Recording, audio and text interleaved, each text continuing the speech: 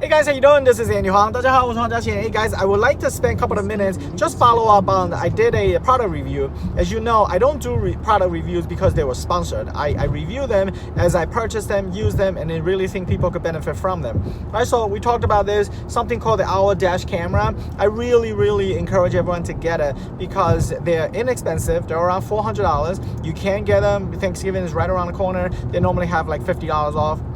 So you could get them around $350. It does come with 1 year of LTE, and then you could choose to purchase additional like 60 minutes for $9.99. They're really great because you'll be able to upload anytime you want.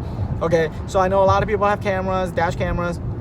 So the pain is every time when something happens, you have to try to retrieve it, right? What good is to have that if you can't retrieve it and share them or use them with, share them with your insurance company and so on and so forth. All right, so they're really great. They're very easy to install, and then it draws power directly from your car's onboard socket. So it's not like you have to worry about, oh my God, what's gonna happen? The battery's gonna run out. It won't happen. And then anytime when you get into, let's see, for example, a car accident, it's just as simple as saying, okay, presto. You hear it, and then you say accident date and time, right? And then it gets recorded and then saved, and it sends back to your app.